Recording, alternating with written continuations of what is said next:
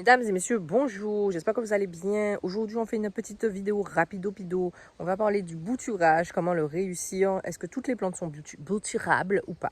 On en a déjà parlé avec le bouturage du romarin, comment réussir son romarin, ok, ici. Donc, si vous voulez aller voir la vidéo, je vous en prie, cliquez ici où la vidéo ressemble à ça. Aujourd'hui, on va plus s'intéresser à est-ce que tout est bouturable et comment bien bouturer n'importe quelle plante. La majorité des plantes que vous voyez ici sont des plantes qui sont bouturées, d'accord? Donc, on a différentes façons de bouturer. Est-ce que tu veux arrêter, s'il te plaît? On a différentes façons de bouturer. Donc, vous pouvez, comme ici, ça c'est de l'efferalgan par exemple, vous allez prendre une tête à peu près ici, vous voyez, là, hop, et vous allez la replanter dans le sol ou dans la terre très humide et ça va repartir. Pareil pour le gros thym ici, pareil pour l'efferalgan ici, ou bien même le vix ici. Vous pouvez faire la même chose avec le patchouli, le faux patchouli, la brisée aussi se bouture facilement par branche. Et ensuite, on a les bouturages qui sont plus avec des petits rejetons. Donc là, c'est pas vraiment du bouturage puisque vous allez prendre les petits rejetons. Du moment qu'il y a un peu de racines, ça va repartir. C'est la même chose pour l'armoise ici et le soulier zombie ici.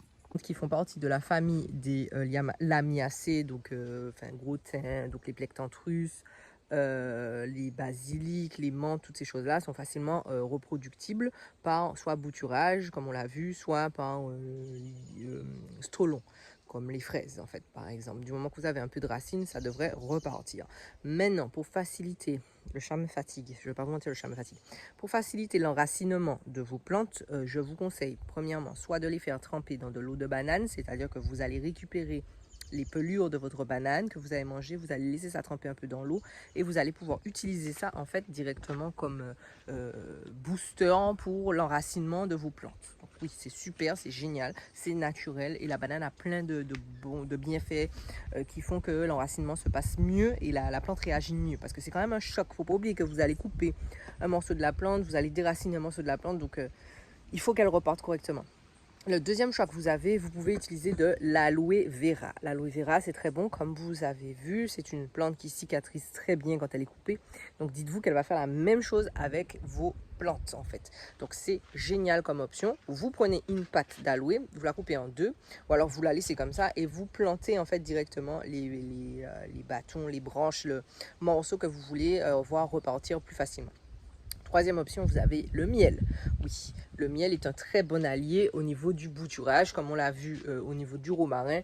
Vous pouvez soit badigeonner, soit laisser un petit peu tremper le bout de votre plante dans du miel, ou alors badigeonner à la main le bout en enlevant les feuilles, bien sûr, en badigeonnant bien pour que ça puisse bien prendre. Voilà. Si vous avez du mal avec votre bouturage, attendez, excusez-moi, parce que là, le chat me fatigue, je t'ai dit de descendre, Voilà, pardon. Si vous avez du mal avec votre bouturage, n'hésitez pas à utiliser des boosters qu'on a vu naturels pour pouvoir faciliter l'enracinement. Maintenant, n'oubliez pas qu'il faut que quand vous replantez, soit vous laissez dans l'eau comme ça et vous attendez un petit moment que les racines se développent, soit vous les mettez directement dans la terre. Il faut que la terre, elle soit bien humide. Ne mettez pas ça dans une terre rêche, là, sèche comme la peau. Il faut vraiment que ça soit bien humide. Et ensuite, vous ne mettez pas ça en soleil direct tout de suite. Vous laissez la plante se remettre pendant au moins 1 à 2 semaines en mi-ombre, ok? Elle voit la lumière, mais elle n'est pas en soleil direct. Je ne sais pas si ça fait du sens, mais vous avez compris ce que je veux dire. Et n'oubliez pas de bien arroser pour laisser vraiment la plante se remettre. Ensuite, vous pourrez la mettre au soleil, faire ce que vous voulez. Vous pouvez bien sûr, si vous le voulez, bouturer directement en plein champ. On le fait régulièrement ici. Par exemple, le babine-chat, pour l'agrandir, on va lui prendre des morceaux et puis on va le planter un petit peu plus loin. Pareil pour certaines plantes comme la menthe ou même le gros thym, etc., etc. On peut le faire aussi en plein champ. Donc, vous pouvez vous tester. De toute façon, c'est des essais, des essais, des échecs, des essais, des essais, des réussites, des échecs. C'est normal, c'est comme ça. Vous n'allez pas tout le temps réussir. Vous allez avoir certains bouturages qui vont flopper, d'autres qui vont super bien réussir. Vous allez avoir de belles plantes, d'autres qui vont juste mourir parce que on ne sait pas pourquoi. C'est comme ça, ne vous frustrez pas. Essayez, réessayez, essayez les différentes techniques que je vous ai données avec le miel, l'aloe vera et la banane. Et si vraiment après ça, peut-être que la plante que vous voulez faire bouturer ne se bouture pas, tout simplement. Parce que toutes les plantes ne sont pas bouturables. Voilà. Bien, écoutez, vous avez vu comment ça a avancé? Est-ce que vous avez vu comment ça a avancé? petit à petit, on avance. Rendez-vous jeudi d'ailleurs pour avoir une vidéo récapitulative de là où on en est. Ok, qu'est-ce qui se passe, où est-ce qu'on en est. Regardez, on s'est agrandi un peu, on fait un peu de changement et tout. Là, il va y avoir aussi un agrandissement là. Voilà. Rendez-vous jeudi pour savoir plus. Voilà, si vous voulez macréler un peu ce qui nous arrive. Et puis comme d'habitude, un petit pouce, un petit partage, un petit commentaire, d'accord. Et puis on se retrouve jeudi. Voilà, jeudi, je vous attends sur la vidéo. À plus tard.